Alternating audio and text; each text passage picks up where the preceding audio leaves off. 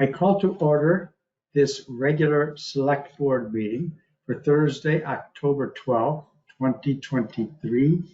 It is 6 p.m. Are there any adjustments to the agenda that was warned? Not by me. I have none. Given that, we will go with the warned agenda. And is there anybody here for opening public comment? Nobody in the room, nobody online. We will move on to the first item on the agenda. And Jennifer is here from her vacation, which is interesting. But thank you for your dedication. And I'm glad to see you. And you take it away. Okay, great. Can you let me know that you can hear me? I can hear you. Okay, great. So it is customary for us to review our financials every quarter. While I upload the financials every month at the end of each period, it's customary for us to just go through it together to make sure that we're on track.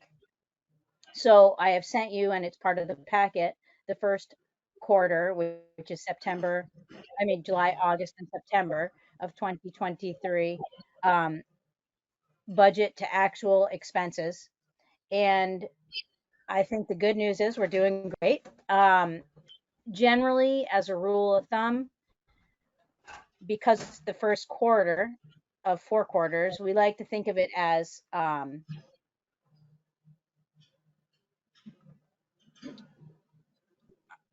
of our benchmark would be 25%. You can't look at every item as 25% because as Russ can attest to, there are certain things that we do that happen, everything happens in the fall. So you're going to have a much higher percent of expenses as opposed to what that budget item is.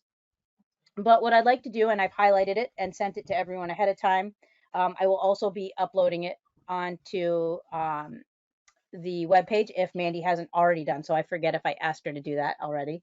But I highlighted it, and I just would like to bring up a few items. And part of why I'm going to highlight the few items is because we're getting close to budget season, where we start planning for fiscal year 25 budget.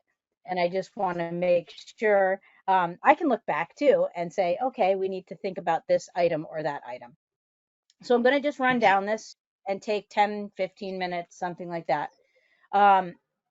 And we're just focusing on the expenses. So one of the things that I'd like to highlight is under Select Board professional fees. You'll see that we used 100% of the budget because we didn't budget anything in there. And also engineering services, we didn't budget. Those are 2 items. One is our very valuable note taker, Donna, is not a budget item. It will be in fiscal year 25. And then the other under engineering services is Krebs and Lansing. And Brad, I don't know if you recall that one, but I believe that one is related to the sidewalk. No, that is not related to sidewalk. Or it's is that related to Pine Ridge. Is a road that was, and we didn't know this when we were formulating the budget, but every 5 years there's a renewal of the stormwater permit that the town has. And I have a quote for next year because the next road's going to be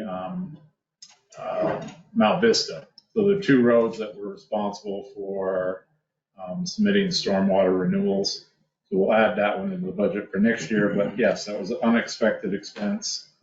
Okay. Weight and Heindel had to do with the sidewalk. Excellent. Thank you. The next item that I just wanted to draw everyone's attention to is the insurance line. And if we look at it on a quarterly basis, and our insurance is billed on a quarterly basis, we're about 7% over what we budgeted. So if we stay on course where we are and nothing changes, we'll be about 15% over budget on that line item. So I will make sure that we take that into consideration for fiscal year 25. Moving Jennifer, down, yeah, is the insurance line item, all insurances kind of lumped in? yes. Thank you, Dan. Nice haircut, by the way. Yeah, thank you. Um, so yes, so we used to break out the insurance between highway and general and workers' comp and building and vehicles, but it really seemed like it was basically an arbitrary, like, okay, it's a percent, and it didn't make any sense. And the bottom line is, whatever the insurance is, it is, and we can't affect that. We haven't had workers' comp claims that have caused us to be at a higher percentage so that we could incentivize our road crew to be more safe. So for us, it's really just a factor of what vehicles, what's our building like, our general liability insurance, our workers' comp is all lumped in, and that's just a total amount. Um, and this is our second year lumping it all into one account. Thank you. Everything else as far as departments go, admin, there hasn't been anything election related. Everything else seems to be right on track. I'm just scrolling down the document to the next item, which is town hall supplies, which would draw a red flag because it's at 45% under technological expenses.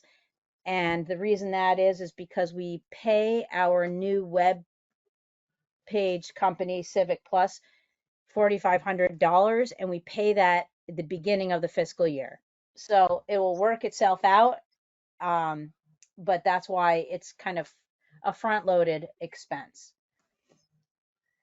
The next item that you're going to see that looks out of whack is the heating fuel. We do a pre-buy for our heating fuel, or we have done a pre-buy the last 2 years, and it has paid off. Last year we ended up doing a pre-buy at $1.99 per gallon pre-buy. This year we've locked in at 1.835 per gallon. So we basically set out and said how many gallons did we use for the town hall? How many gallons did we use for the garage? And we average that over the last few years, and we come up with that, and then we pre-buy. So you'll see that we spent 71% of our heating fuel for town hall. You'll see a similar number for the town garage, and that's because we did the pre-buy, we paid the money, and now we'll just we'll get a statement each month when they bring us our fuel. Moving down to the post office, you'll see that we're at 106%. Yep. That's a pretty low price per gallon. Is that because of the volume and because of municipality? I can't get that kind of pre. No, and that's why we do it, quite honestly. Right.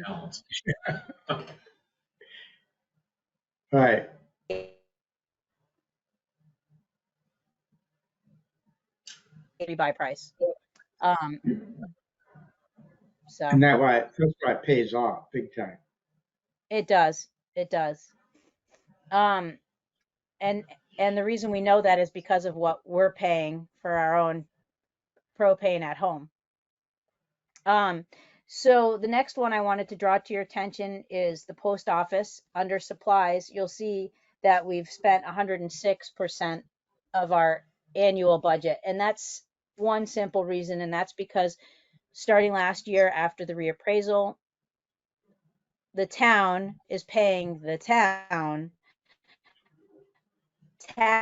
taxes, property taxes for the post office. Hey, Jennifer, And might when we want to, set the budget, it was before we had the grand list, so we didn't know what the tax rate was going to be. So, yep, Jennifer, you might want to shut your video off because I think you're freezing up and come back, Brad. Yep. try that. Okay. Okay, hold on. Sorry. Okay, I turned off my camera. Maybe that's better. Yes, it's much Thank better. you, Brad. Is that better? Okay. Yes. Better. So the Of course, I say that. Yeah.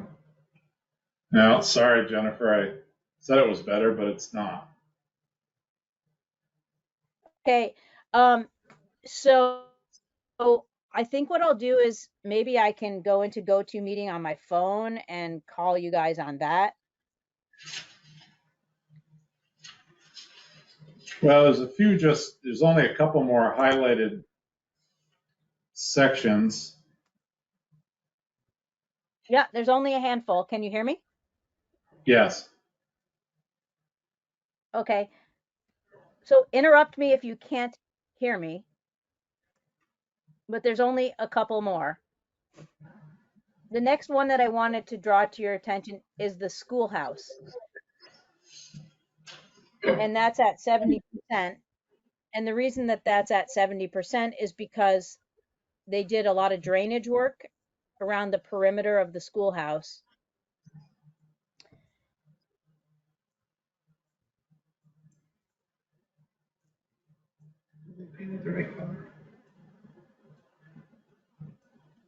Yeah, we can't hear you at all now, Jennifer. I'm here. Can you hear? It says I'm talking, but I don't know if I'm talking. So the sheriff has only billed us for 2 months instead of 3. That's why that's below budget. And then moving down to recreation,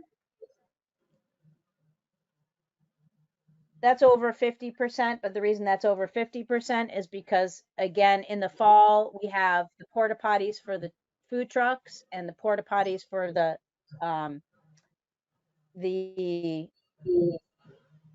pond. And then we also have music for food truck night.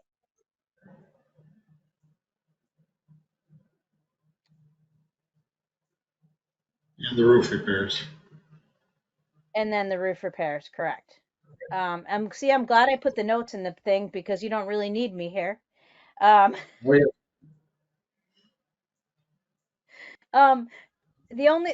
next thing is moving down to highway expenses.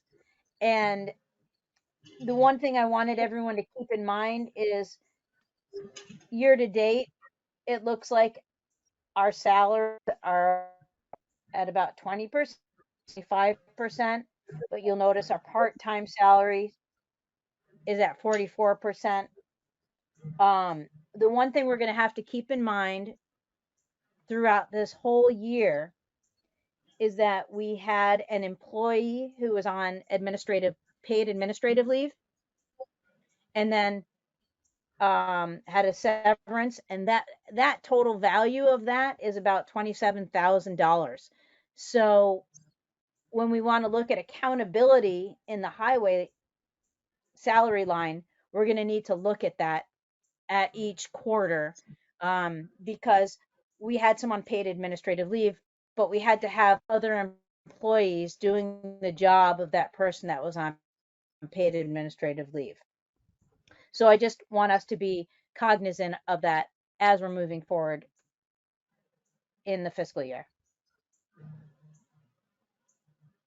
And the only other item that was another item that was kind of I wanted to bring to your attention was simply that the excavator accident wasn't budgeted, and that cost us about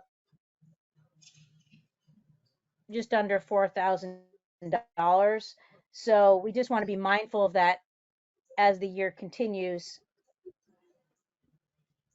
We have expense that clearly we didn't, that unfortunate experience. Then there's several Jennifer, items. Yep. would it be wise, sometimes it's kind of like insurance. Would it be good to put a line item in for unexpected expenses due to maybe accidental, or do you just fly with that and deal with it when it comes in, the rare times it does? Or should we put money in the budget next year? So Dan, my only response to that is we have a contingency line built into our budget with the select board contingency. And we don't ever plan for losses like that. It's not something that we budget for. And don't I don't think we want to add that to the budget, but I think it's something that we just have to always be mindful for, that sometimes unfortunate accidents occur. It is also the reason why we have reserves and why we continue to put money in our reserve funds, so that in the event that we have a FEMA event, accident with a excavator, if need be, the select board can choose to use reserve funds to cover those.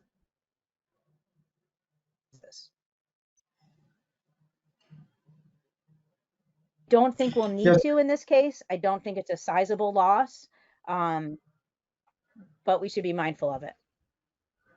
I suppose putting that regularly opens us to criticism of padding the budget, because it's not a I real would agree. expense. And using reserves answers my question. That's a good use for having a use for the reserves and a good reason to feed those reserves.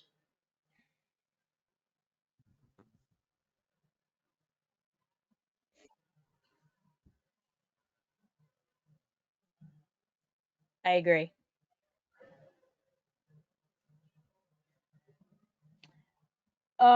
You're also going to see under the highway energy line, you're going to see that pre-buy that I talked about with the heating fuel. You'll see that we spent $7,500 already. That's because we did the pre-buy for 4,000 gallons for heating fuel, and we've already paid that money. So as long as, guys aren't turning their steady, fine. A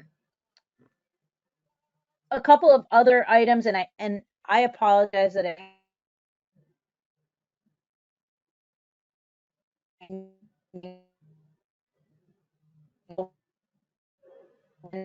Oh, to add I'm that would good be with the budget. helpful in these line items for expenses. Yeah, we're having a really tough time catching you, Jennifer, but I think we can move on. Bob said he's Budget. We good. budgeted that we were going to buy 15 culverts. I believe we had some additional failures, which gone over. Jennifer, She gone now? I think she's gone. I think I just appreciate Jennifer for the clarity of the report and the the notations that really help us. And it's really good to have this as part of the public record and this brief discussion as far as it was able to go. But I agree with Bob. I think I'm good with it. It's pretty clear, and whatever else anybody who might listen to this meeting wonders about can refer to the very good notations. I agree. Okay, right on time. It's 6:20, sorry. 6:20, and so I brought this up.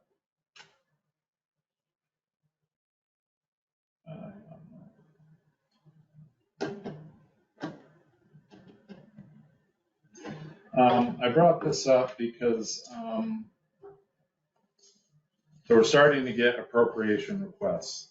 And last year we kind of decided, oh, let's, instead of trickling them in as they come in, let's just group them all up into one group. But we cannot really do that. And I'm going to explain. We have an appropriations policy.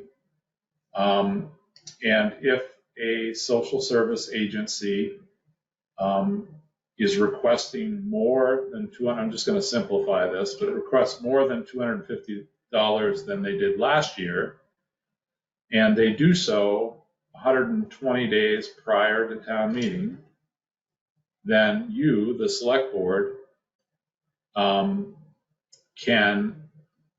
well, this is going to be my suggestion. You could say, okay, it's more than $250 than it was last year. We're going to put you on the warning with an explanation in the town report. So in this case, it's the steps to end domestic violence.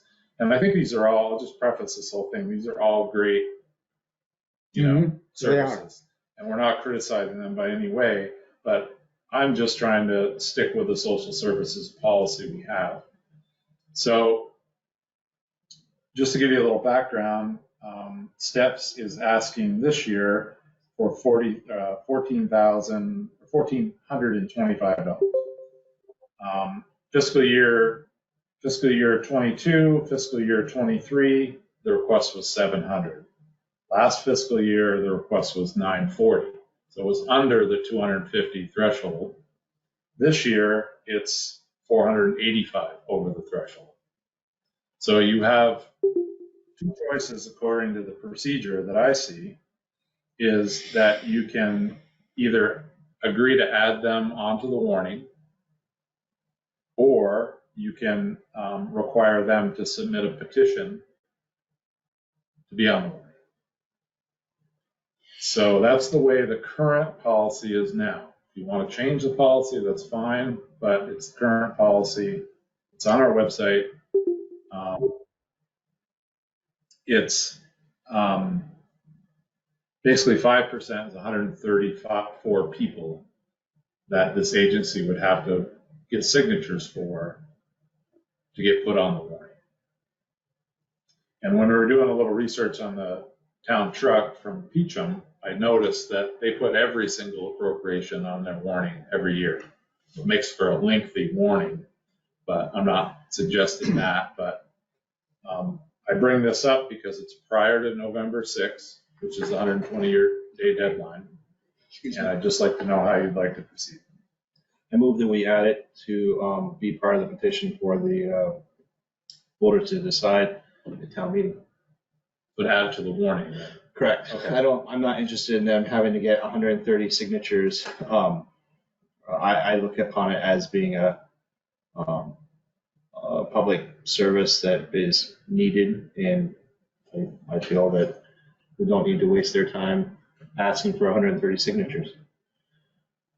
Okay, so I'm just going to, go ahead. I'll second that so we can discuss more. Any discussion?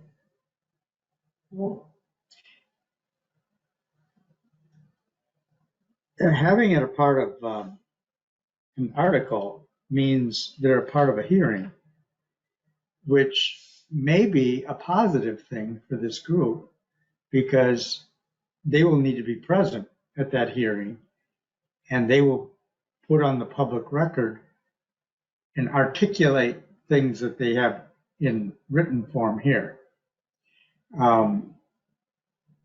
It just highlights their mission, and that may be a good byproduct of that. So the million-dollar question is, when we get an appropriation request after November 6th, our policy states that that's where it takes kind of the hard line. agencies that do not meet the 120-day deadline must submit a petition or an article requesting appropriation. Yeah, well, that would need to be in place because that's not in our control. That's right. That's according to the guidelines. Unless we're gonna change our policy, and I'm not thinking that we necessarily do. I don't think so. I think it gives some organization. Obviously, these people knew that they were asking more, and they had good reasons for doing so, and they planned ahead. Last year, the same thing happened. So I sent them a copy of the policy, and I said, well, this is the policy, and actually the request was prior to, or was after the deadline. Mm-hmm. So this year, obviously, yeah, they took note of that. Maybe it should be customary that we send out with the first appropriation every year, or the first quarter appropriation, maybe we send a copy of the policy. That'd be a good idea. Yeah, let people plan ahead. And I think it's really important that the voters decide. I mean, we could sit around here and be kingmakers all fall, but I don't really want to be in that position of choosing. I mean, like you said, they're all really good. Oh, they're all excellent organizations and they do great things. And, That's true. And I know how generous this town is on the floor. That, you know, they like supporting things like this, but the decision needs to be with them. sounds good. All in favor? Aye. Aye.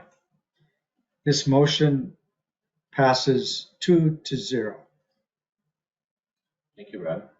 No problem. 627 and Highway Department is up. So first thing I've got, guys, is going back to our purchasing and selling policy that we came up with a month or so ago. Selling town property over, if I remember correctly, and Brad and I looked at the minutes, of anything over $500 to get select board approval. So we have got 4 almost new winter studded tires that the town purchased for the 2024 pickup when it was new, when it was purchased, that they didn't work well. They were apparently not a good, The tires didn't work well? tires didn't work well. The truck works well. The truck was fine, but the tires that they purchased and had studded and whatever, they didn't work well. So they But they will work well for somebody else. probably worked fine for somebody else, yes. Right. So just for asking what we do with that truck, it was apparently, I mean, this was before I was there, so just going by I see. what the guys have said. It And, didn't match the needs. It's mine. Okay. Doing updates in the background. So we've got these 4 tires that we've been moving around in storage, and thought that it would be best if somebody else could utilize them. So I asked the tire salesman, JP from New England Tire, when he was there, to see if there's something he was interested in. He said he wasn't interested in purchasing them, but we thought this time of year we could probably get $150 or so a piece for them. Selling them on Craigslist or Marketplace or whatnot. So I'd like to ask the permission to sell these, or at least advertise them and try to sell them and get them out of our. We can do this as a sealed bid. I wouldn't think so on something like this. My thought would be is to advertise them for $150 a piece and see if we can get $150 a piece from them. I don't know. And what size are they? Are they 20-inch? No, they're 17-inch, I believe, 17 or 18, 17s, I believe, around that. How many miles are on roughly on the tires? I mean, what's the tread depth and all that kind of stuff? Are they like never been used, or they've They been were used used a short time. JP thought over 3/4 of the, so over 75%, probably 85%. of the treads gone on it? No, that is still left. Oh. They're practically new. Okay. And they're studded. If they don't fit what you guys are doing, then it doesn't seem like it was a a good fit, then I'd get rid of them. But if it's something that can be used, then use them. Well, even if we used them as summers, it wouldn't be good because they're studded, so. Right. Right. Can't really do that. No. It'd be best to just, It's against the law, actually. yeah, there you go. So it'd be best to, instead of storing them and moving them and storing them. Oh, yeah, it makes sense. You know, we could use the $600 for something else, I'm sure, So do we, if that's what we get. do we want to go into executive session real quick to discuss the parameters of how low we're willing to go to give, you know, some guidance to Russ on that, or just? I would leave it what up you to can. Russ. I'm good with that. Get the best deal possible. Russ, the cagey salesman.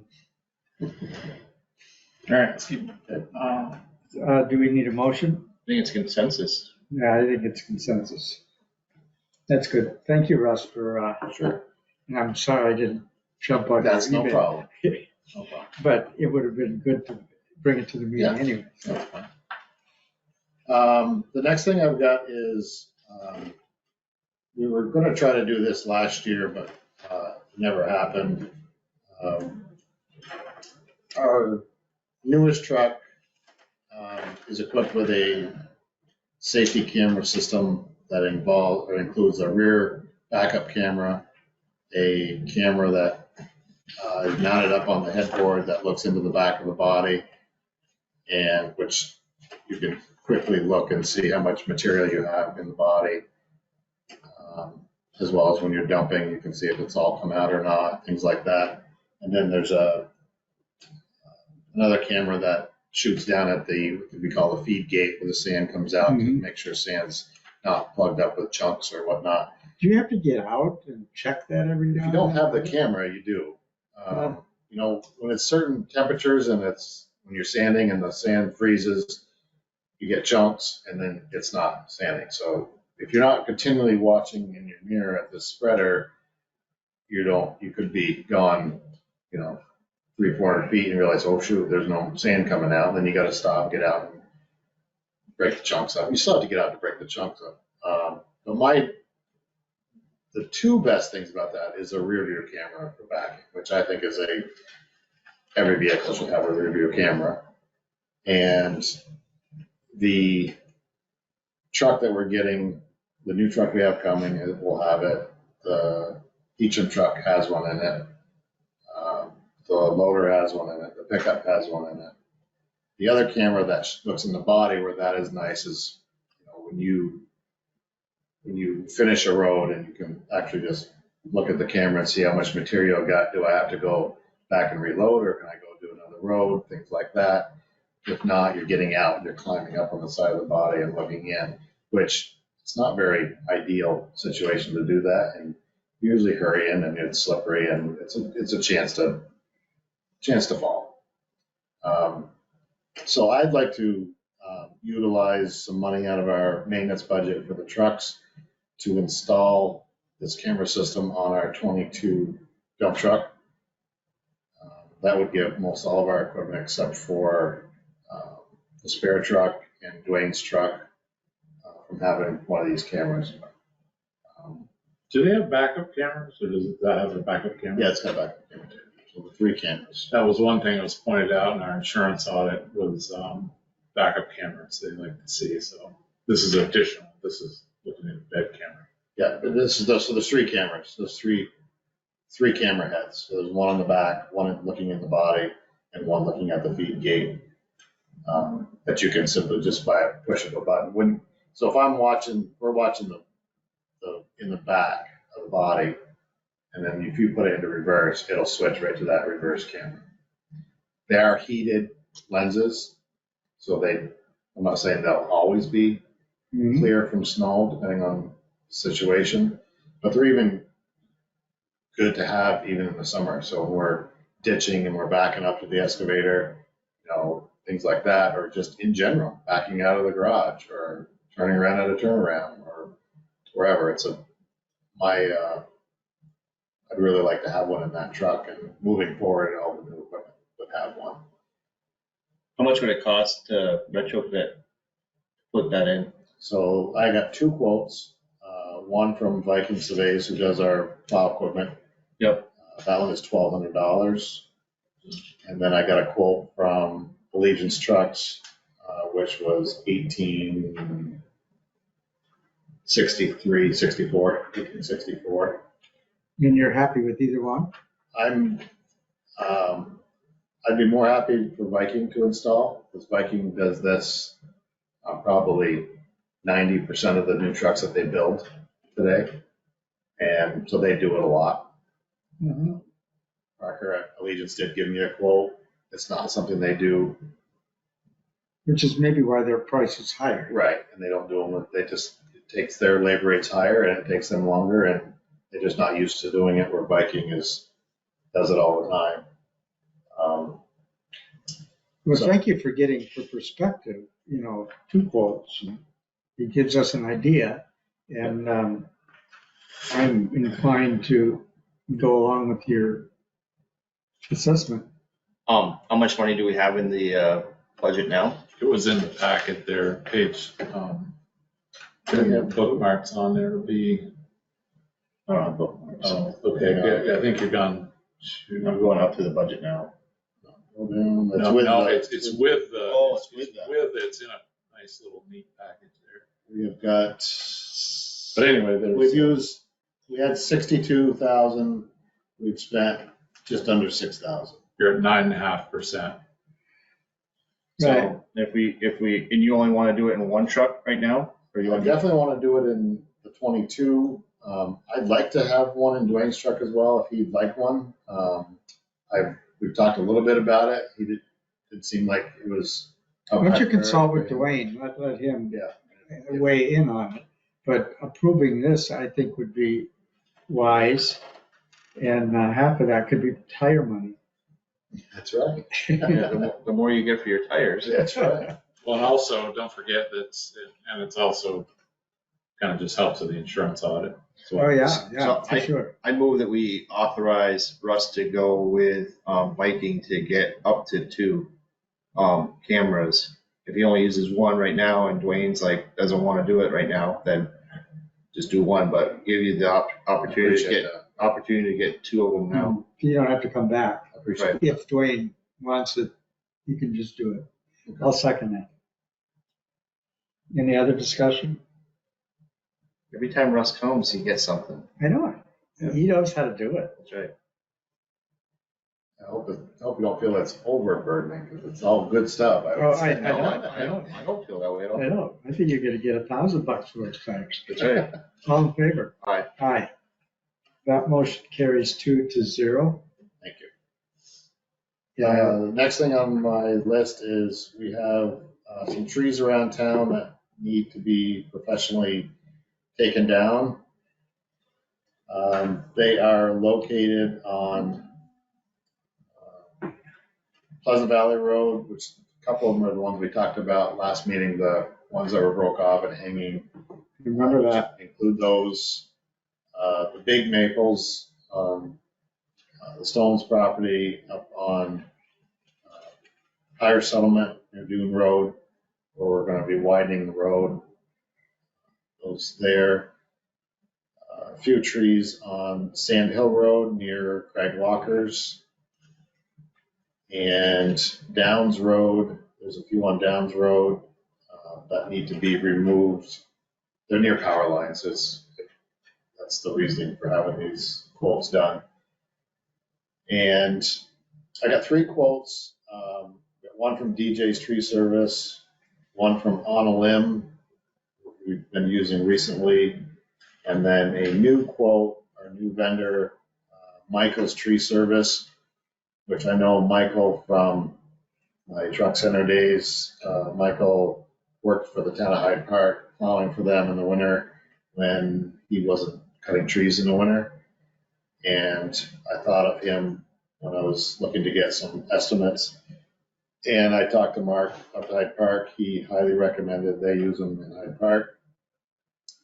Craftsberry uses them, which I know those guys. Hardwick, which is doing a job for them now. So does a lot of town work. And he came out, he gave us the lowest number, and that was for $5,400. You will notice on his quote, it does say that was 8-hour days. And if he did go over his 3-day estimate, it would be $200 an hour. But talking with Brad, I can't be doing that kind of quoting, so I did call Michael back. He understood, and he was comfortable with his $5,400 to do the entire job. He feels pretty confident that his 3 days will take care of that, so he would do the work for the $5,400. The quote from On a Limb. Yeah. So the only other thing with Michael was he's got a bucket truck and a chip truck with a chipper. So to get rid of log length, he would not be able to take log length or chip those big trees up by like your parents and some there by Walkers. So what I told him to do is to quote it so he would limb them, chip everything he could, and then what was log length, he would leave, and then we could get picked up. I talked to Gordon Williamson with his log truck. He would do it for $110 an hour, which we thought a couple hours would probably be able to go pick up those few trees. Most everything can be chipped, but there's those big ones up there and the ones on Sand Hill Road. The landowner doesn't want them?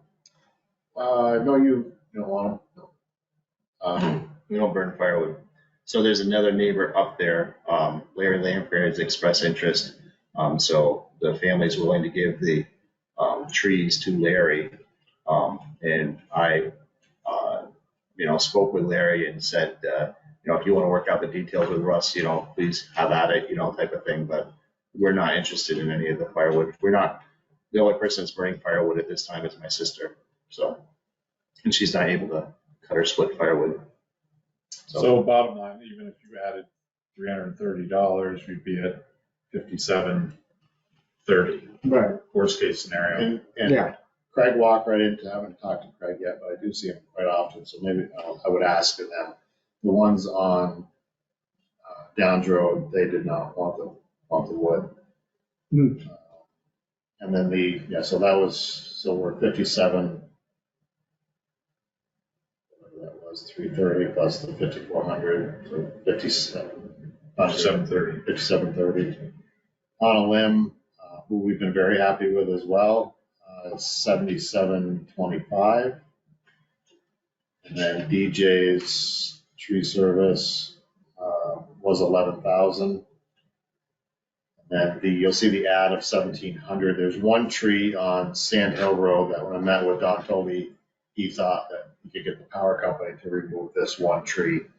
But Jim Myers did give a price of $1,700 to do that tree if the power company wasn't willing to do it. But Right. I have not got an answer from Don whether that he's got an answer from the power company yet or not. These are all in our right of way and everything like that. And Brad and I also. I haven't seen the, I saw the Downs Road trees.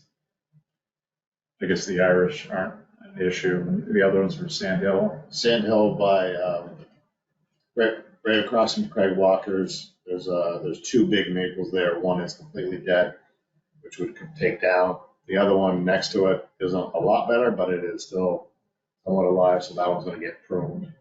And any big stuff coming over the road is gonna get cut, so it's not gonna take the whole tree, it's gonna prune that one to try to save that one. So And then, Craig might be interested in those. yeah, you might be, But they're within the right of way, you think? they're right on the Right edge of the road, okay. And then as you go down towards the blacktop on Sand Hill, Sarah McGibbon, is it Sarah? The white Used to be. farmhouse with the Right out there now. No, Robert Hamlin. Right. Or Hamill is his name.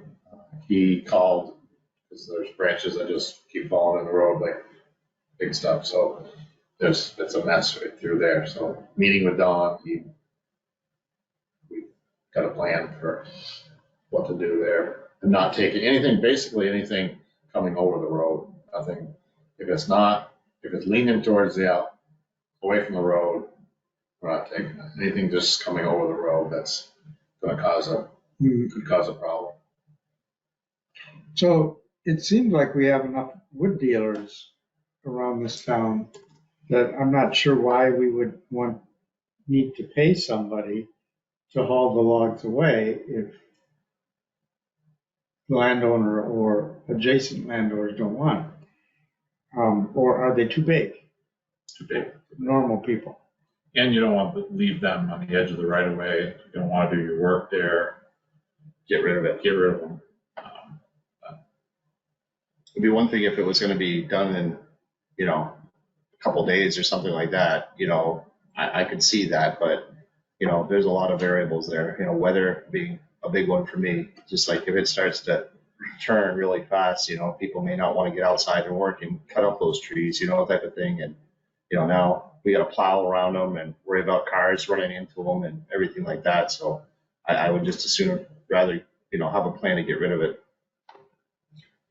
I would recommend giving this Michaels a shot, and it's a new vendor, and see how I see how like they do. it. So I'm a little conflicted, and I'm just going to look to you as just like, I don't believe there's a conflict of interest because it's not my land. I'm not gaining anything by the trees being done or anything like that. The 2 or 3 trees that are on the Irish settlement are on my father's land.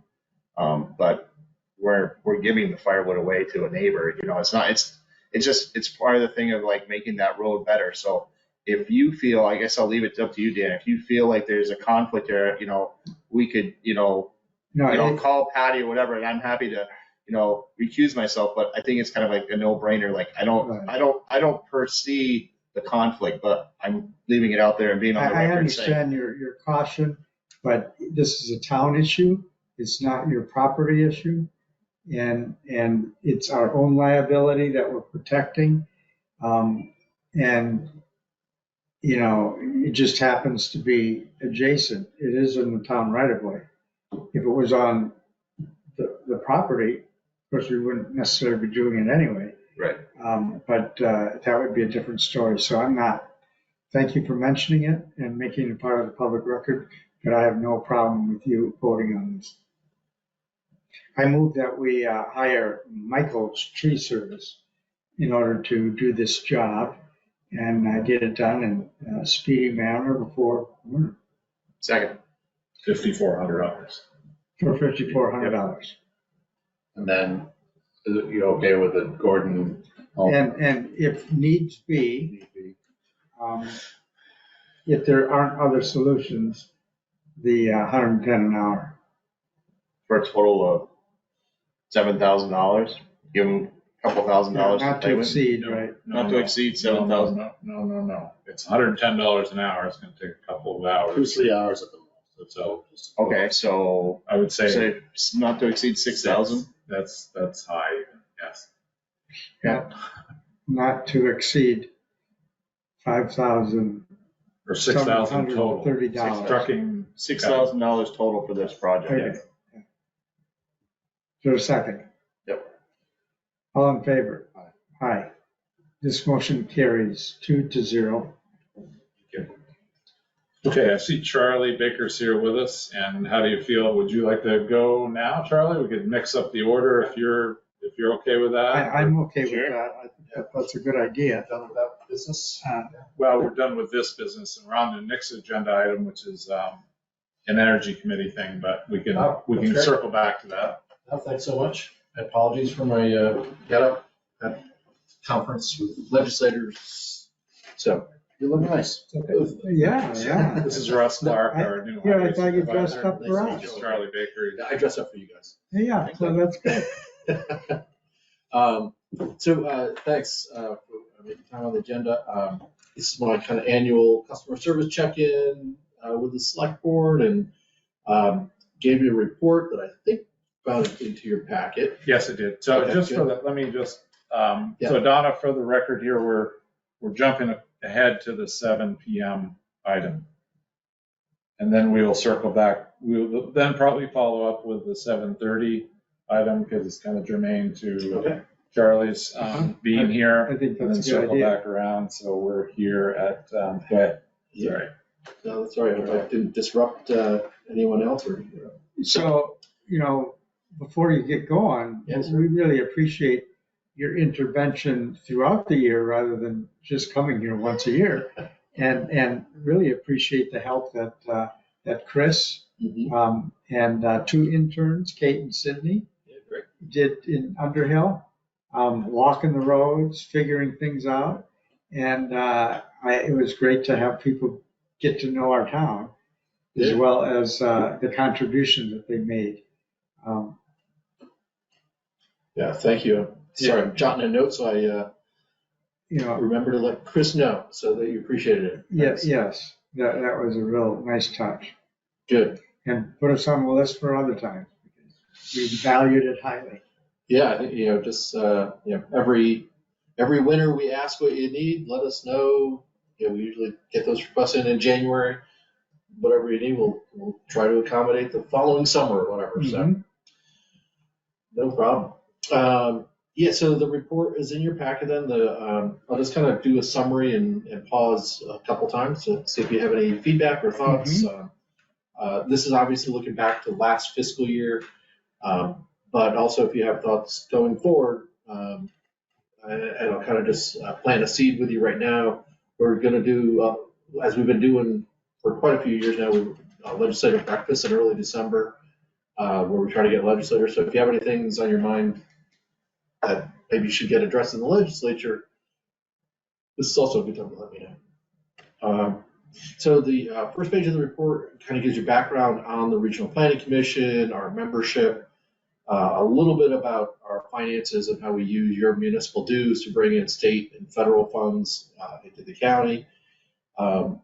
Reviews your reps on our board and committee, and thank you for Brad and Nick last year, and then we'll see who joins our committees coming up.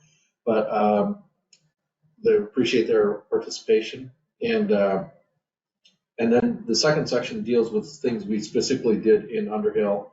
Quite a bit on water quality, municipal roads, general permit compliance issues, and quite a few things under technical assistance, energy and climate related, sidewalk, floodplain regulations, and some traffic counts. So I'll pause there. I guess any feedback on that other than what I've already heard?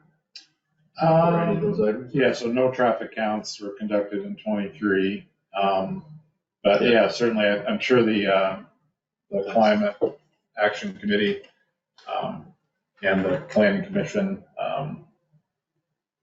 Energy Committee, and the Climate Change Task Force, I'm certain has been in contact with your folks down there quite a bit.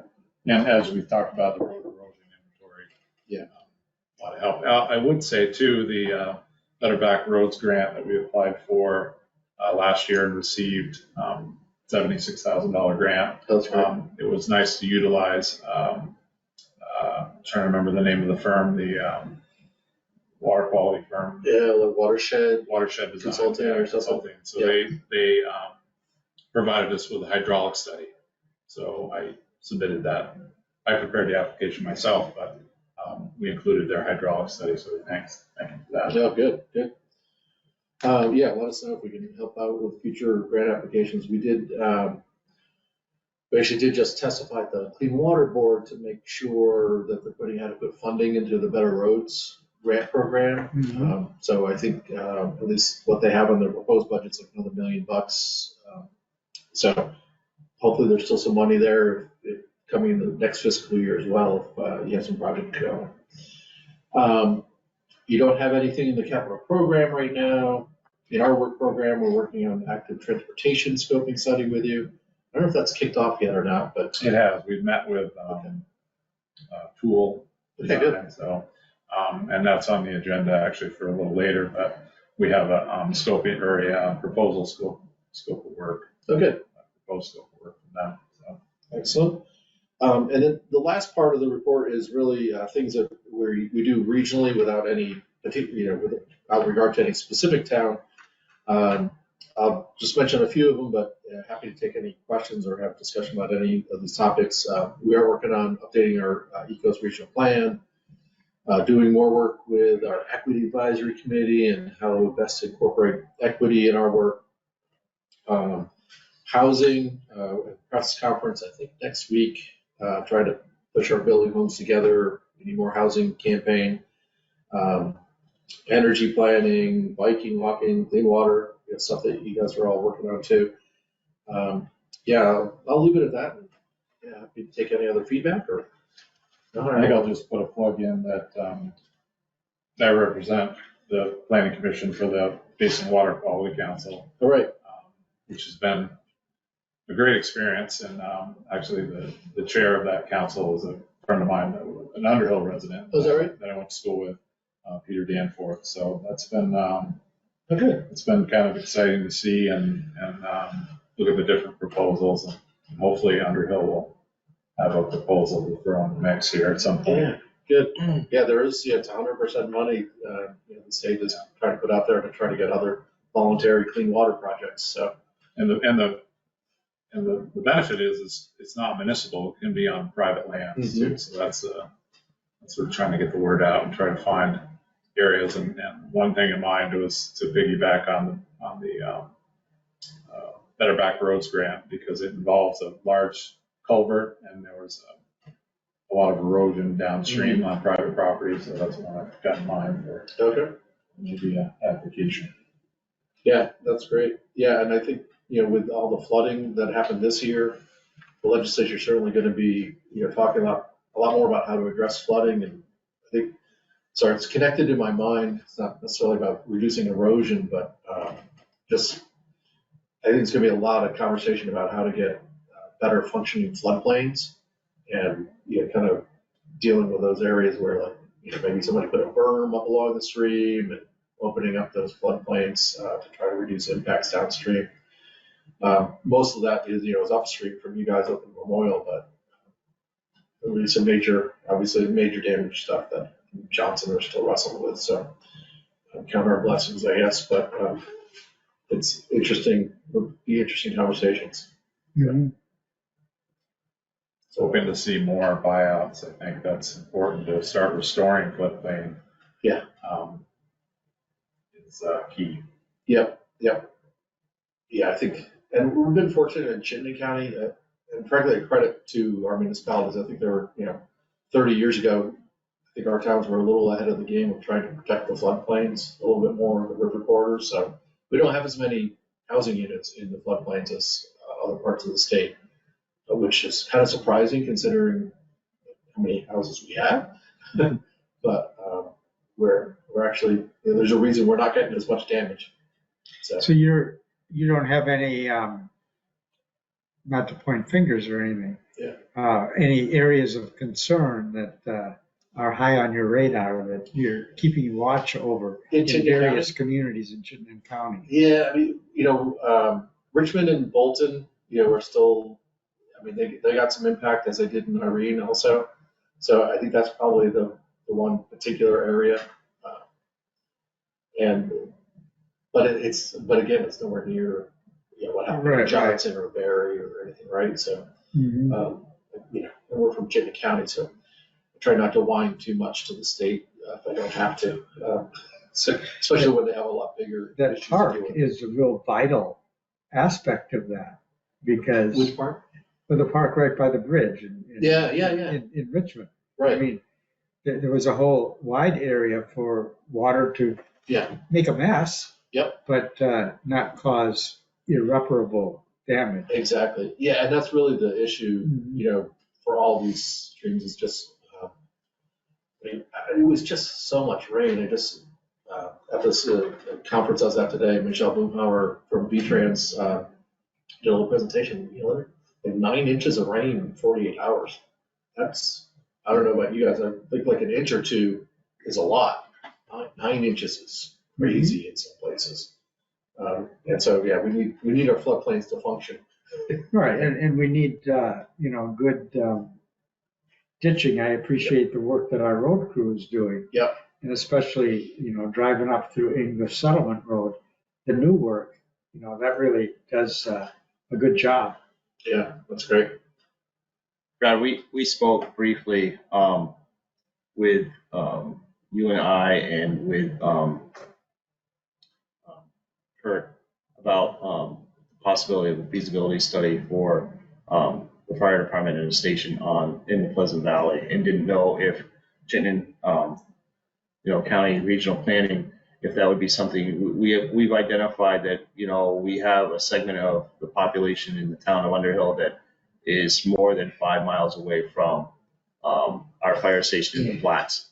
And so the fire department has been putting money aside in a capital reserve fund for building, this station sometime in the future.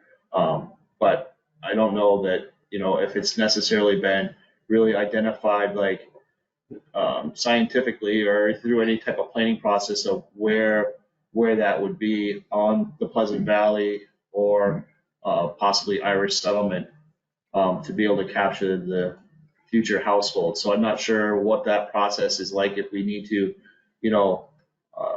bring that up at a meeting like this, or if we need to have our representatives come to the planning commission to start planting those types of seeds to find out like where is that spot, and allocate money for that. But I know that that's something that we're planning on or looking at, down the road. So Yeah, if we can help with some analysis, right? I mean, we have GIS staff, we're kind of like doing some mapping and, looking at different properties and issues like you don't even need to necessarily wait for that. Ask us what kind of analysis would be helpful. We don't have a lot of money to help with like surveys or anything, getting too specific on it, but at least helping you find like maybe the top, 3 sites or something that might be good candidates. If you give us some criteria of what you're thinking about, we could definitely do some analysis like that. that'd be great. I think that would be helpful to try to figure out where those properties may be. Yeah. Yeah, Brad, follow up whenever. Follow up on that. Yeah. No issues from my side. Okay, wonderful. Yep. Yeah, thank you very much. I'll let you get back to your agenda. Well, do you want to, while you're here for just a minute, and it's only 7:02, I know you probably have other places to go, but the CUD budget? Yeah, the CUD budget's on the agenda, and I provided in your packet the official warning, and do we want to talk a little bit about, I've been pretty quiet about the communication union district, but as you can see in your packet, it comprised of Westford, Underhill, Essex Jericho, Essex Junction, South Burlington, Williston, and Shelburne. Pretty much every Chittenden County town, with the exception of a couple. But when did Underhill join? I'm trying to remember. It was probably in the spring. Yeah, a couple months ago. A few months ago. 6 months ago, yeah, within 6 months. But just to give you a little update, so we've engaged, or we had an RFP process for a consultant, and engaged with Mission Broadband, who I'm really impressed with. To be honest with you, I think they're great. Very experienced, bunch of gray-haired guys from the phone company, but they seem to be very experienced with this sort of thing, and so now we're just working towards, and you can chime in anytime, Charlie. We're working towards trying to come up with an RFP to find an internet service provider to try and service these underserved homes. There's some debate about the map, the accuracy of the map. It's based on 911 points, which, it could be on a barn or a shed, or, 911 is kind of, capturing any building. So it doesn't necessarily mean there's a home there or somebody who's wanting service. But so they're trying to clean up the map right now. We got what the broadband board calls a pre-construction grant for $300,000 to kind of fund this beginning work, which is allowing us to, it's 100% money coming from the state, allows us to hire this consultant. And they're really, their task is really to help us develop an RFP to go out to the internet, to the internet service providers. And I'm expecting it's probably going to be more than one provider. I mean, that's a pretty big geography. You know, it's not going to be the same provider probably in Shelburne or South Burlington as it would be up here, right? Like, and then we'll, I think the next month or so, we'll put the RFP together and see what kind of response we get from the private sector. And really the pitch is, hey, we can bring some public sector dollars to your private enterprise, you know, whether it's Consolidated or I guess Fidium is their fiber brand they're using now, or I'm not sure, or MC Fiber, you know, I guess is up this way. You know, we'll see who responds. You know, it's because obviously the financials don't really work for them to extend to some of these places. And I know you were pointing out some places that are kind of remote, Quite remote. real long driveways. There's not a lot of, so they're going to need some subsidy to fill in the gaps is really what we're talking about. The broadband board is committed, it's like a couple $2 million to, I'll say us right now. And I think there's at least some potential that we could get some more, I don't know if it's federal or state funding or some combination of both through the broadband board. BEAD funding they talk about, which could be a separate route. If I understand this correctly, we could not accept the ARPA funds and just go the BEAD route. Is that right? Yeah, I'm hoping it's both. Okay. So, but I think the one important thing I want to point out, and different from other CUDs, is I think we're all on the same page that we don't want to own any of this infrastructure. We want to funnel this money, just be a segue. Here's the money. Here you go. Get these underserved served, and then we walk away. Other CUDs, And have the provider deal with the customer. Absolutely. from then on. Absolutely. Right. Yeah. Versus other CUDs. Yeah, other you may know CUDs are, you know, not, here in Chittenden County, or really close to it anyway. You know, and so our broadband service is kind of the opposite of the rest of the state. We have like 80% of our households have some sort of level of broadband service, as a lot of the rest of the state is like 20% has broadband, and they have really a lot of rural roads.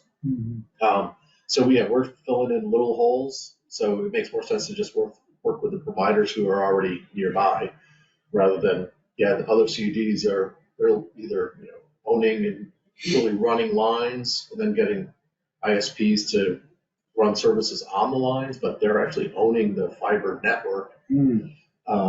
That scares me the most. Yeah, which there's talk about that, and I think maybe we're trying to allay any fears. Like if you do hear that, CUDs are running lines and owning systems, we are not talking about doing that in Chittenden County. We were just talking about funneling public dollars to subsidize the private sector to do what they're doing for 80% of our residents. To the last, actually, it's funny. It's even smaller than that. It's like 800 homes or something. Right, they came up with? 804 or something. Yeah. And that could be even beyond, but that's what the funding was based on. But anyway, I think it's just going to be, people have to be patient. It's going to be a long process. Yeah.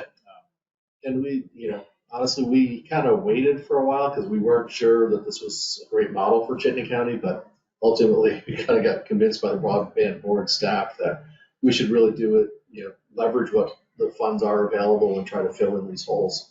Is it a long process, meaning like more than 2 years? I think we'll do the RFP next year, or I mean in the next few months, but what we're hearing from the consultant, at least what I'm understanding, is the ISP providers are pretty well committed. Like they're planning their construction seasons a year or two ahead. So they probably already know what they're going to do in 24. They might already be pretty well booked up in 25. So I do think we are looking, maybe 25 at the earliest, but You may be applying for funds, implementation funds next year. Yeah. Or the following year. I'm one of those people that is underserved. Yeah. And will be in the next year or two, I'll have a high school student that will undoubtedly need more bandwidth than what we currently have at our house. And we have a 1,000-foot long driveway that, doesn't have fiber. or the telephone line that goes there does not support anything high speed, even remotely. So, Right. That's why I'm wondering, for myself, if it's, is this coming, sometime relatively soon, or should I be looking at, a private contractor coming in to, dig the ditch for me and, lay the underground pipe, type of thing, so that, that's already there so that they can connect onto, the Comcast that's at the end of the road, so to speak, type of thing. So, Yeah, and it's worth talking to whatever providers are nearby and just Right. finding out, like, what would they charge you to make the connection all the way? I think what we're gonna make though is a strong clarification here that you have to be what's considered underserved on the map. right. So if you show up on the map as underserved, then we should be able to help you. What we did learn at the last meeting from Michael, I think, was that there are, you could possibly go after funds yourself right now, from what I heard. Did you catch that? He was talking about that, actually, as he was saying it, and I don't know enough, but my understanding is that program Is gone. did exist Yeah. several years ago, where it was kind of like, the state would subsidize you. Let's say it cost you $5,000 to, run that connection, maybe they give you $2 or $3 grand towards it. Yeah, so there was a program like that, but I think they stopped that when they set up the broadband board. So all the money's going through the broadband board now. That makes sense. Yeah, sorry, we don't know. No, any it's more fine. yet. It's just like you don't know unless you ask, type of Yeah. thing. And so that's where I'm just like, well, like many other people in Underhill that, they have a telephone line and that's about it. Yeah. They don't have, necessarily cable, Yeah. TV. They might have like a satellite dish, type of thing. And that's, how they get, beyond the 4 or 5 channels that they've always had, type of thing. And I would say up in this neck of the woods, it's worth talking to Fidium and Comcast. They are, especially Fidium is doing some expansion of broadband heading in this direction. I don't think they're out this far, but I think they're in Essex and starting to come out this far. So who knows if they have a plan like, oh yeah, we'll be running up that road next year, it's worth a call. And I think that's part of what we're going to find out through this RFP process is like what those private companies are planning to do and how we can subsidize them to get to, all those extra people. Sure. Thank you. Yeah. But back to the agenda item, this is just basically to warn you that a budget hearing is going to take place on November 8th. Perfect. 3 o'clock. So you're welcome to join. Yeah, and just a reminder, this is, if you remember when this got set up and the commitment is, there's no town dollars involved here. This is all Right. just, we're just trying to leverage state and federal dollars. So no obligation, no harm, no foul there. And the budget is basically built around how to spend the 300,000 we have. Shelburne, I think, threw in 50 grand They did. of their ARPA funds. Yeah, So- just randomly to help the cause, Yeah, not they- just in Shelburne. Yeah, right. And they were like, wherever in the CUD, this 50,000 is helpful, here. Which is, Thank you, Shelburne. yeah, They probably got a big chunk. Right. they did probably get a little more than you. More than we did. Yeah, for sure. Yeah, thanks for that. Awesome. Yeah. Good. Well, that was good timing then. Yeah, thanks so much, and thanks for all your work. It never ends, right? It So never ends. Thanks, Charlie, for stopping by. absolutely. Thank you. Good to see you all, and good to meet you. Same here. Take care. Have a good night. You too. as well. Thanks. Thank you all. Up to Westford. Westford, next. You were right. No way to get there from here. I know, not less than 20 minutes for sure. Right. Thanks. Take care. So bouncing back, 7:13, back to the 6:40 item, Energy Committee request. And I could skip to that. Let me arrange myself here.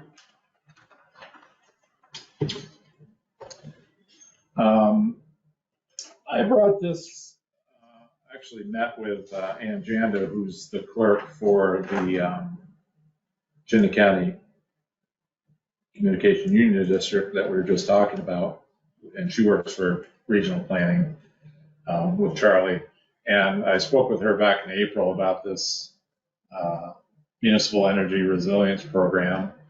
And I forwarded that information off to the Energy Committee at the time, but somehow either it didn't get passed around or relayed, but they found out about this opportunity just a week or so ago.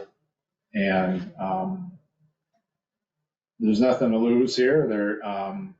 They'd like to apply for a level 2 energy assessment for our facilities. And Janda at Regional Planning is going to help them through the process of applying for the grant.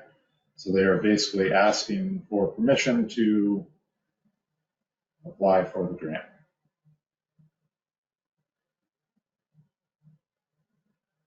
And as he says, it's a good opportunity to get an up-to-date energy assessment of town buildings along with the mini grant. Should we find an opportunity worth pursuing, there's a substantial amount of funding available to help Underhill achieve our energy and resiliency goals. So we're applying for the grant, and if we don't get it, we can't really do much. Well, it's an assessment, so it's a level 2 energy assessment is what we're going after. Mhm. And then once you have the assessment, then I think you could pursue other things. So they're just asking for permission to give it a shot. I'm all in favor of that. Yeah, exactly. Okay, so your consensus to allow the Energy Committee to. Yes, by me. That would be true. Sounds good. Okay, and then the next thing here, let's see.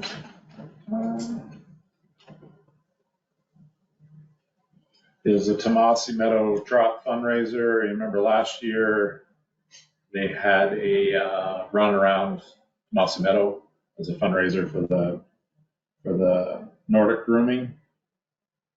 They'd like to do that again this year on November 5th. I'll work with Emily to get the appropriate waivers and get them. We need to stay on the meadow itself. I believe so. I think that's the way it was last year. It's a good distance that they can get around there. So my understanding of this from last year, my memory is a little fuzzy, I guess, is that they charge a registration fee, and then that money that they get from the registration fee goes back to the recreation department, and then they use that money to pay for the grooming, but we're not seeing that coming in. Yeah, it came in. It was in so the funds come in through us. So there's I don't know if it's like a PayPal thing or like a Venmo thing. Okay. Comes in. Jennifer's got a separate account set up For that. Okay. And then more or less what I'm concerned about is the liability form and making sure our insurance company passive knows we're holding the event and they're happy with the form. Mm-hmm. So I think that's a wise thing. I have the form from last year and we'll just get it okayed again from this year. But basically the rec committee's asking permission to hold the event again. Mm-hmm. Yeah, as long as the liability form is up to par, I have no problem with it. I'm in support of it too. Sounds like a similar arrangement that the Conservation Commission does with the plant sale. Yes. That's good. No poison ivy. You're jumping ones. That's right. Okay. Careful. Moving right along. It's 7:18 and we're ahead of schedule. Funny how that happens. So consider generator proposals for the town garage and the town hall. I circulated a packet of confidential quotes, and this is the town garage in particular. I'll just throw that around just in case you'd like to see it again. So Russ and Jerry, I just want to preface this whole thing by saying that Jerry Adams has spent a whole lot of time on this, and he's visited other town garages, and he's done a lot of research. Really? I've learned Thank more you, about Jerry. I've learned more about sine waves and all kinds of things that happen with generators. So the recommendation, there's a memorandum from Ravi and from the Energy Committee, and I'll just add on to that the Energy Committee reviewed Robbie's memo, and we voted to endorse it without any changes. So their official position is to go with the recommendation of Brookfield Power. The difference is the make. Brookfield sells Kohler, where the other vendor deals Generac. Generac has a serious service issue. Mhm. The Kohler or Brookfield Power guy, when he came the other day, I think Russ was out, but we went back over the town garage and pretty much talked about the same thing we did, you, me, and Jerry. And the thought is to put it on the, I guess it would be the east end of the garage. Does that make sense? Is that north? Told you, not good with directions. East end of the garage, so it'd be on the New Road side, gable side of the garage. And Brookfield thought that was a good idea. The propane tank's there. It's a 1,000-gallon propane tank, we confirmed, which would be suitable to, draw off of in an emergency. There's no code to have distance from the propane tank? Oh, yeah. I can imagine. Oh, yeah, but I'm just saying the propane tank is in close It's proximity accessible. there. It's accessible. Okay, Versus putting the generator on the other side of the building and running a gas line right. to the tank, or buying a separate tank and hooking it up. And if there's any thought of expansion, or it's nice to keep that west end open. So the recommendation was that, so there was the quote, you'll see is there a 38 and a 48? Is that the 38 kV? KW. And we don't want to talk numbers really here, but it's a confidential quote. So the KV, the 38 kV, the difference between 38 and 48, quite minimal. 38 would handle your needs, but 48 would be handle your need. You'd be, actually, he said with a 48, you'd be able to run your entire panel just like your red power. Welders, everything. And room for some expansion if you had another bay. I think Jericho's in a position now, their generator they're looking at replacing because they undersize it. You buy theirs. It's good to go big or go home. Well, we can talk that it's $4,000 difference for 10 kVW. That seems like a pretty good numbers, but there's an incentive. The reason, the expediency on this is that they have incentive. If you enter a contract with them before the 18th, they throw in the transfer switch for free. It's an automatic transfer switch, correct? That's not a manual? No, it's everything's automatic. Yeah. And where's the quote for the town hall? That's in, That's in all your, part of this? no, that's in your packet. I didn't include that because I thought this was more of a, Well, let's take care of this first. Well, and we can go right. back to that. I guess the reason I wanted to make a hard copy, you'll see that the quote for the town hall is a little different because it shows the savings for the transfer switch. This one doesn't have the savings for the transfer switch. Yeah. But it will be there. I'm gonna move that we enter into a contract with Brookfield Service based upon the estimate that we received dated 9/19/2023, and that we go forward with the Kohler 48 kW RCL generator for the town garage.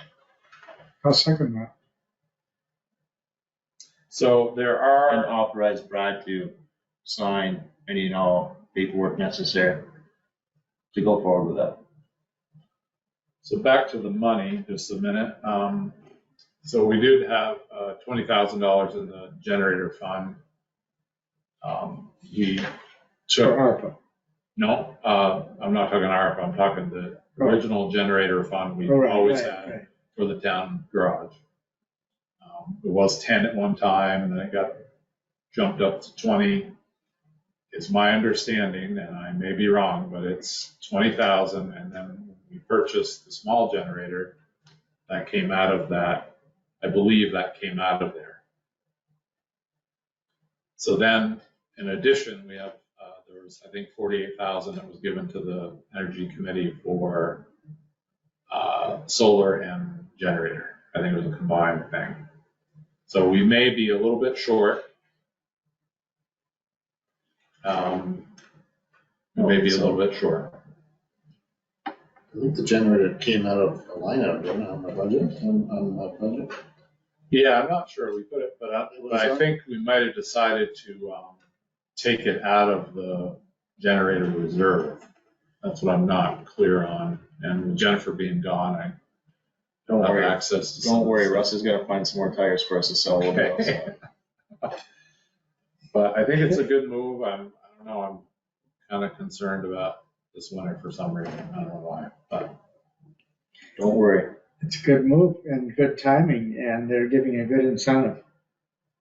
So that number does not include, so that will be less than the number quoted? yeah, so Because they're gonna take this number includes the transfer switch? I believe so. So I think this was done earlier and the town hall quote was done after. And then either he forgot to, if you look at the town hall quote, which you don't have, it clearly states the savings for the, and Ravi points it out here, we discussed it.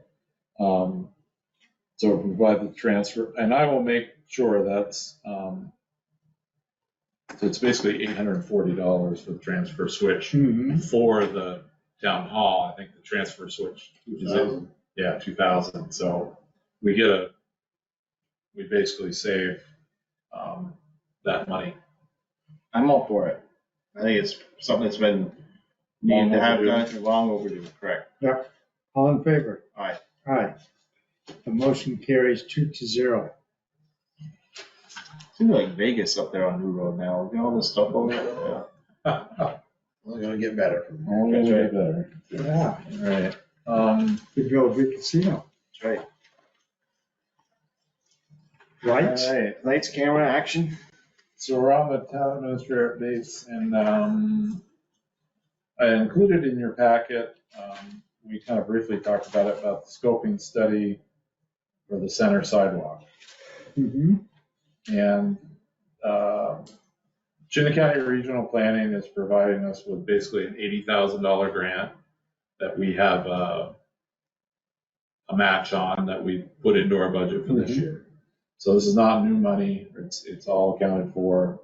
I've reviewed the proposed scope of work. I will point out that on page 2, under the assumptions, the scoping study will coordinate with the planned ARPA-funded village sidewalk, which is planned to extend from Beartown Road to Stevensville Road. And that was just a generalization. But I just wanted to point out that they'll be working with us to It won't hold up that won't project. hold up this process, but they may be able to. So as you'll see too in the proposed scope of work, the University of Vermont will be out to do a resource assessment and historical resources review. So They're I gonna think- go all in with the archaeology and. oh yeah, this is, so you're, as I warned before, you are heading down the federal grant road. Right. But I was also heartened that it's only gonna take a year. For the study, scoping study, Yeah, will take a year, yeah. right. I thought it would take longer. Oh, no, yeah, I guess that's. As long as we spend the money, we're spending the money ahead of time. Right, Within the so, time frame given, so. right, so, It's you know, good. there's a schedule, we're gonna have a kickoff meeting. Hopefully, you know, I don't wanna paint doom and gloom about the federal road, going down the federal grant road. On a brighter note, there are, the consultant, Lucy Gibson from Tool, did say that there are some good opportunities coming up Mhm. for federal funds. And maybe, you know, maybe it'll happen a little more expeditiously than the flats. We can only hope. So, but at least we're gonna try to get a little section of It'd the be good bill to have a good picture. ourselves. of Yeah, what- I think, Of what can be done in a year. exactly, and I think, look at the scoping area, I took the liberty of expanding the scoping area a little bit. all the way up to Mountain Road. So we include the Tomasi. We have some currently with the Tomasi subdivision and with the Shepherd's Way subdivision, there were some right-of-way reserved for walk paths. Right. So that was all part of the process. We used to ski through there. So we can utilize some of that, but I think the proposals, Me too. is good. Good. And Give it a go. I'm in favor of it, and I'll help them as much as I can. Very good. So basically, it's really Chittenden County Regional Planning baby, but they were asking for my input, so I feel Very good. my input's based on your input. Mm-hmm. I think it's good. Okay. Fair call. Yeah. All right. Closing public comment, 7:30. I see no one in the room. And I see no one on the screen. Correct. So we will move to warrants and minutes. Favorite part of the day.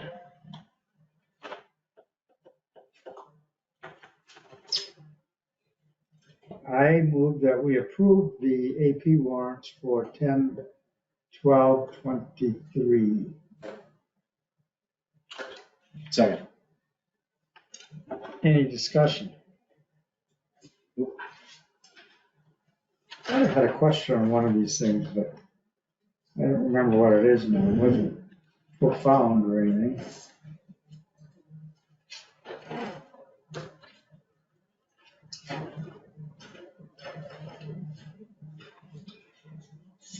All in favor? Aye. Aye. Motion carries 2-0.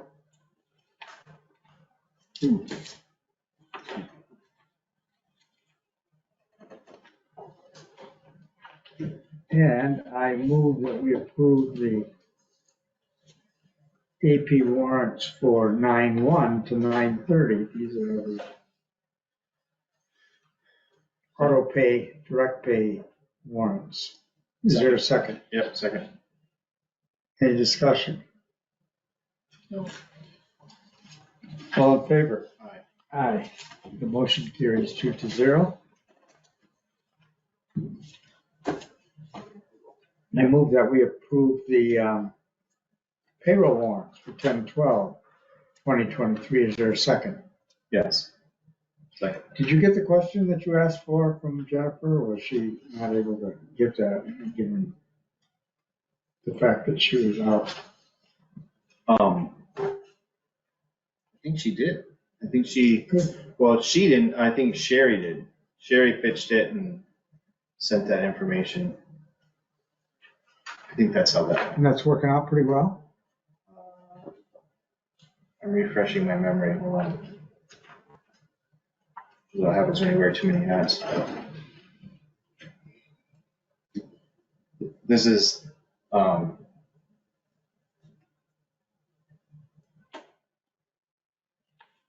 The question was about the time clock. Time clock working pretty yes, well? and it's, yes, and it's, we're good. Nice. Yep.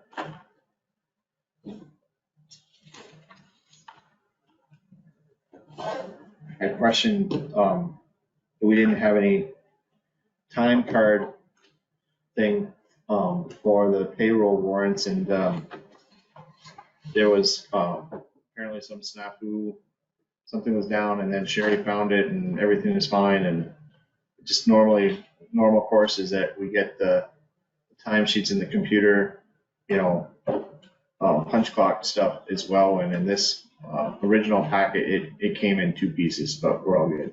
Okay. Good. So, did we vote on this payroll warrant for the 9th? Or the 12th, rather? All in favor? Aye. Aye. The motion carries 2-0 if we didn't vote on it. We just did. I move that we approve the select board meeting minutes for Thursday, September 28th, 2023. This would have been a regular select board meeting. Is there a second? Yep, second.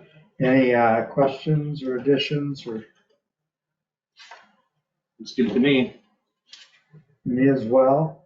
All in favor? Aye. Aye. The motion carries 2-0. And I move that we approve the special select board meeting minutes that was held in person and remote on Tuesday, October 3rd, 2023. Is there a second? Yes, second. All in favor? Aye. Aye. 2-0. And I move that we approve the emergency select board meeting minutes. That was on the same day, Tuesday, October 3rd, 2023. Is there a second? Second. All in favor? Aye. Aye. The 3 meeting minutes are approved.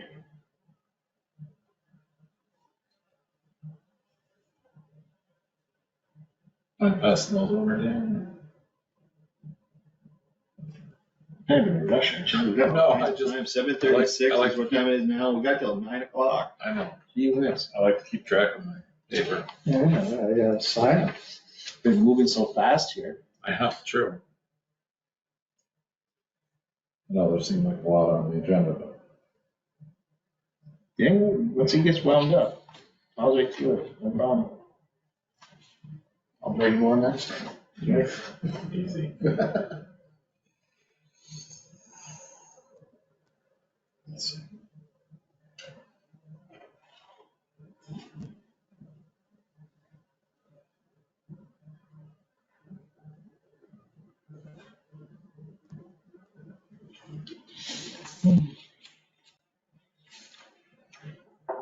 Okay. Member items. I have one. And I've talked with, Phil Jacobs and I've talked with Russ and Brad briefly. There was a question as far as, the possibility of a future crosswalk painted on Park Street, near Jacob's store and near the telephone office going towards the post office. Now that we have a beautiful sidewalk through the village, that Phil thought it would be a good idea to have a crosswalk for people to actually cross safely from, the side of the road to, walk on to get to the sidewalk, going to and from the store and from, going, if they're on the sidewalk, to cross right near there if they wanted to go to the post office itself, which I felt made a lot of sense, to, look into that for next budget cycle, for seeing how much it would cost for possibly painting that, and or, the possibility of adding some signs. And I don't know if we want to go in the direction of having a flashing yellow light type of thing where they have near the Brownsville Middle School when kids want to cross, from the sidewalk going to the school right now. But I think that a good first step might be to look into how much it would cost to add a couple crosswalks painting wise onto Park Street. We're going to be redoing that road next year? No, we just paved that. So. So just did it, so, it would just be a matter of The applying the painters paint. will be out, and I think so. I don't think it's necessary to have one of those flashing things. It's not a, We should look at the access off the sidewalk too, because anytime there's a crosswalk, you need supposed to have the handicap, right. Have a What do you ramp, call so it? to speak. and a indicator, right? Like Well, visually they- impaired. They used to, no, I don't think they have to anymore. They used to have like little dots or whatever on the, Yeah, I think so if someone had the walking that's stick or still- whatever, they could. Still required, because we had to do it on the new sidewalk in flat. Okay. So. But I don't know about an old sidewalk. But anyway, I just bring it on the record so that, we can look at it, when we go to crunch figures or whatever, that we may want to consider adding some money into that line item for that area. Mhm. Along with that, we may want to consider instead of these pop-up signs that we put up during the summer of, you know, what ones I'm talking about, the ones that get run over all the time. Right. Maybe, Right, Actually when putting dog up- licenses are due, and what's that? when dog licenses are due, and No, Yeah. tax. the little narrow one like we have. out in Enos. the office. Oh, yeah. Facetious. Anyways, maybe a stationary signs on each side or something that say, Like at the Crosswalk. post office. Yes. And the line that points it out. just Yeah. versus those that continually moving and. Well, now we have that, piece of machinery, right, that we can put posts in the ground. Oh, yes. See? All right, so we can study that, right? Yeah, I think if we're talking about crosswalks, that might be a good, Yeah, putting up permanent signs that are there year round versus the ones that are just there during the right. nice months, Yeah, I picked this one up out here. constantly. Where people don't like where they are, they move them. Yeah, That's all I have. Thank you. I just want to throw out one correspondence that was included in your packet was the towers, communication towers on top of Mount Mansfield as part of the Act 250 permit. You know, we get monitoring reports. So I included that in your packet. And Bell and Shea, Bob Rushford sent us the analysis that was done. And I'll just say for the record that according to the analysis, that the monitoring found that there were no areas with any collation area that exceed the limits specified in the Federal Communication Commission's guidelines.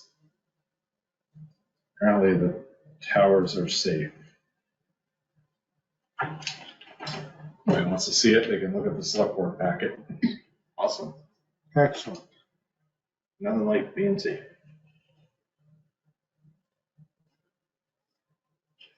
In your correspondence, Bob, last meeting, maybe I told you this already, you had a resident asking about the barrier, Jersey barrier on Oh, yeah. Upper English. Yep.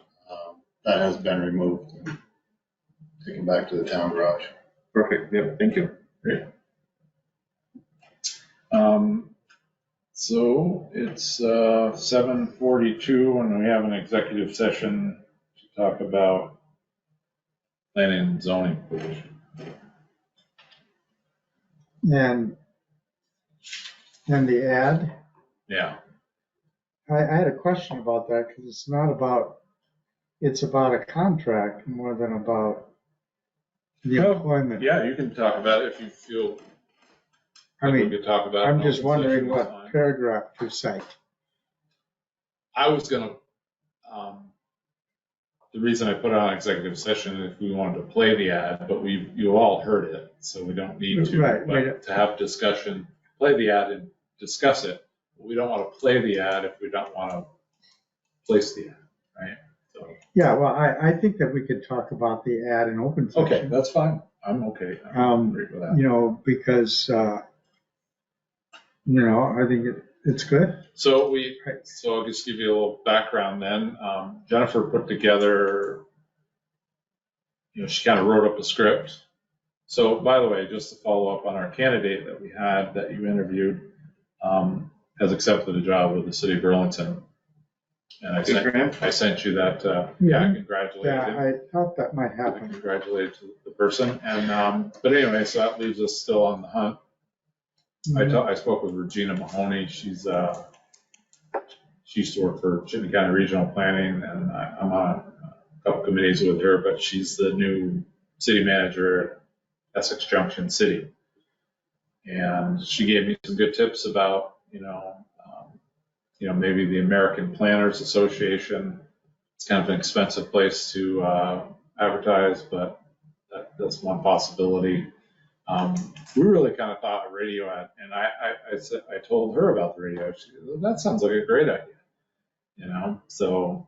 I think that the Really like type of radio ad, is what's in question. Oh, yeah, no question, but are we all on board with the radio ad, I guess is the point. I think it's a good thing to try. I mean, we've gone to the other pot for a while, and I think it's a good thing to try. Whether we want to, the question is, do we want, and I heard your concerns and I can understand them.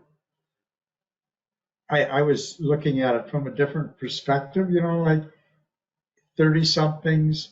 But then when I heard your opinion on it, wondering the optics and what townspeople might think hearing the ad. But I didn't think that at first. I thought, my kids and their friends, really responsible 30-somethings that they know how to work and they know how to play. And I thought, well, this might hook somebody like that. But I can understand the fine line that you're raising, and I didn't think of that. So I thank you for raising that so that we could be more deliberate. But does it mean that we want to, go at another design, kind of keep the debate going, keep these are done, but go at another design? We haven't spent any money on this. I mean, for them to rework them. No, just Jennifer came up, that was her choreographing. And I would affirm Jennifer for Yeah, she's trying to make. No, absolutely. I don't want it to be portrayed like I'm not appreciative, because I am super appreciative of all of the efforts into it. I just, the script was a little bit casual, left of center, type of thing from my liking. And I'd rather have it tweaked a different way. But that's just my personal preference on the ad. But I'm just one of three that, makes the final decision, type of thing. I respect your input. Patty were here, I would respect hers as well, but that's just where I'm at. I'm not against the ad itself. I'm just, I wouldn't phrase things quite the way that it was, presented. That's all. So a little more conservative, maybe a little more conservative. Keep it kind of fun in a way, but more business. Yeah, but it needs to be alive like that to be on the radio. A little bit, that really catches you. Right. When you listen to the radio and you hear that, it kind of sticks with you. You can't have something that's boring, Right. Because people won't listen. That's very true. But I understand the content, and maybe I know you put a lot of work into it already, or Jennifer has certainly. Jennifer did. She sent them the script. 2 different voices read it. Yeah, I know. That's what they do every day, and that's what you get. They must have had fun. I didn't hear it. So. Huh? I haven't heard it, so We can play it later. Okay. But I'm more than happy to work with Jennifer, and maybe we'll try to recraft it a little bit. I think it just needs to, honestly, I think that the first go at it, I think was good, really, truly. I just think it needs to be just tweaked a little bit in 2 parts. And I made that, I think, clear to the board when I sent out my correspondence.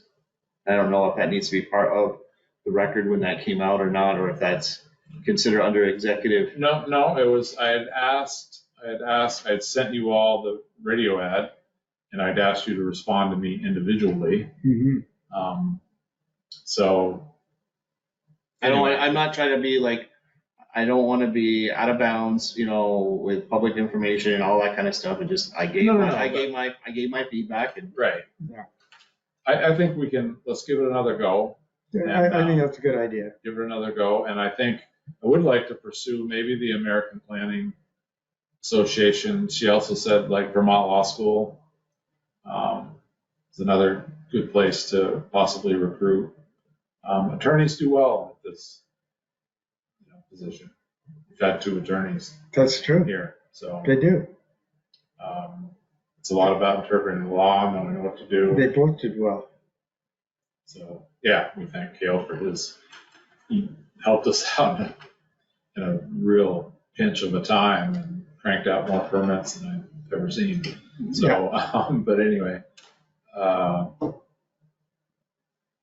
yeah, we'll give it another go. And if you want to do it in the same fashion, just send out, because it'd be nice to get it ironed out before next meeting and get it on the air. So, Yeah, I think that another pass like we did, and see if we can't come to something. But I'm not opposed to a radio ad.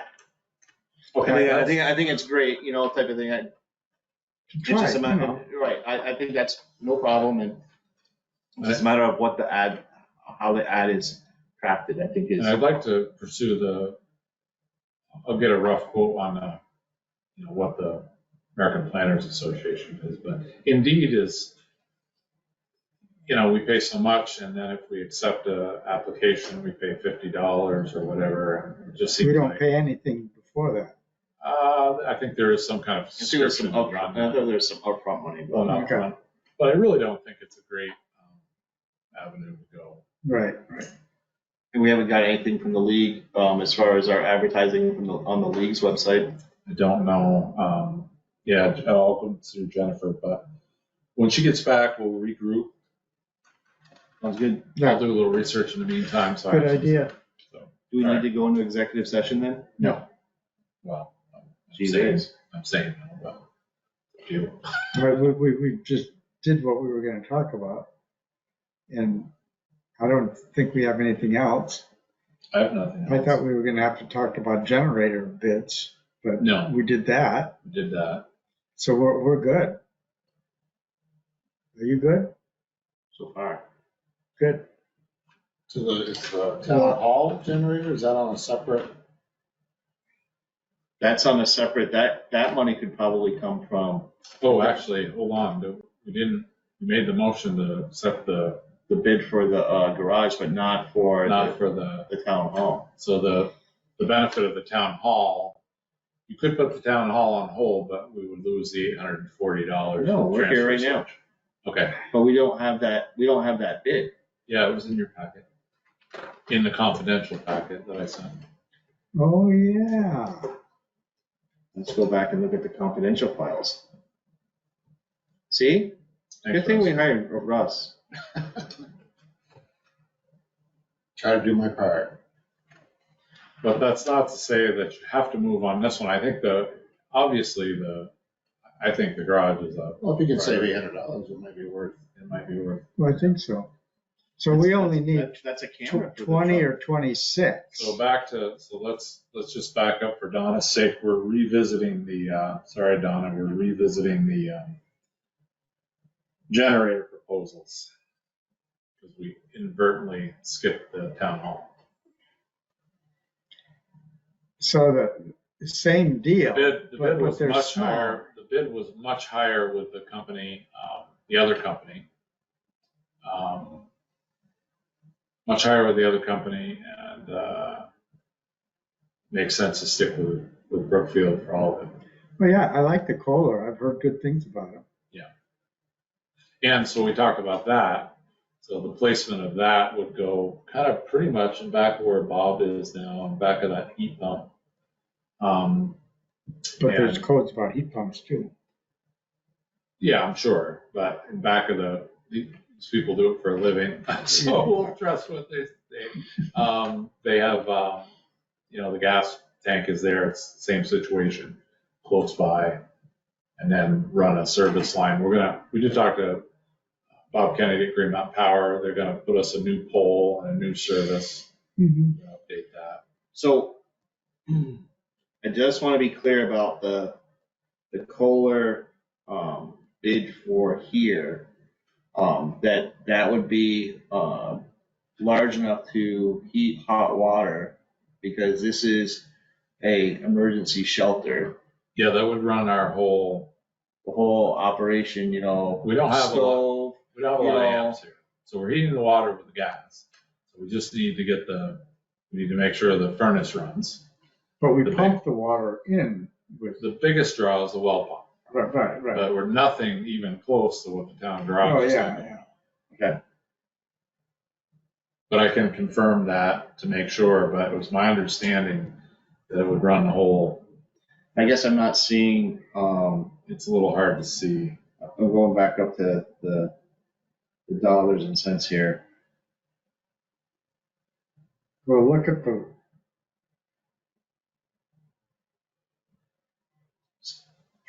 highlighted portion Oh, that's a no-brainer. in And that has the, yellow and teal. Yellow and teal, and it has the $840 Right. savings for the transfer switch. So I move that we accept the bid from Brookfield to purchase the Kohler 26 kW RCA generator as presented in the packet. I second that. And that was the 26 was That's a the larger one, too. 26 kW RCA.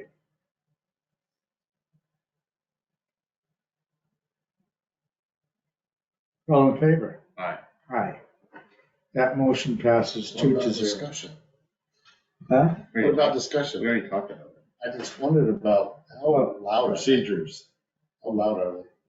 Not very. No, they're not loud at all. Not those propane ones. The propane Not like ones- not like the one at the fire station that roars. That's diesel, isn't it? It's the one at the fire station. I don't know if that is diesel or not, if that's propane, but it's an emergency. I just wondered about being on this side of the building with a home. We talked about that, but it's gonna run for 10 minutes once or 15 minutes once a week. And then most likely, if it's a really bad situation, this is shelter, they're gonna be over here. So, I just want to make sure. yeah, We could, if it becomes, oh, it's a good thing. It's just, if it becomes too loud, I mean, there's, they have like sound deadening things inside of those generators, and we may consider putting up some type of barrier that would deflect the sound waves from going that way. You know, whether that's a wall, a wooden fence, you know, type of thing, so that it wouldn't, you know, blast that way, you know, type of thing. he actually told us the amount of decibels, and he was speaking. He said, "You hear my tone right now?" He says, "It will not be as loud as that." So I was like, "Wow, okay." 'Cause that was brought. My in-laws have one at their house, and you can't even hear it when it does run. It's very quiet. But the bottom line is, you know, it's an emergency shelter, and if the power's out here for an extended period of time, we're gonna be in a bad situation. Because it's never out here. Right. This would also help us for, you know, heating and cooling shelters and stuff like that. I think we're going in the right direction when we have, you know, that emergency or backup power capability here. I think it's the right thing to do. Because in our local emergency management plan, if it really hit the fan, this is a shelter. So people will be, the whole place would be full of people upstairs. Power would be out, potentially. So.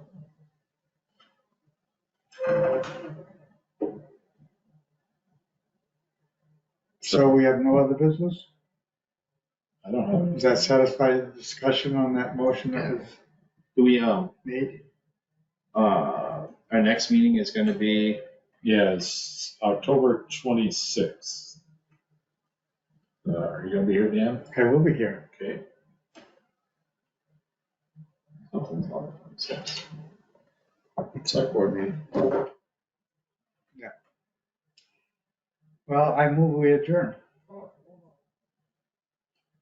Okay, second. All in favor? Aye. Aye. We are adjourned. It is 7:58. Way ahead of schedule. Thank you, everybody.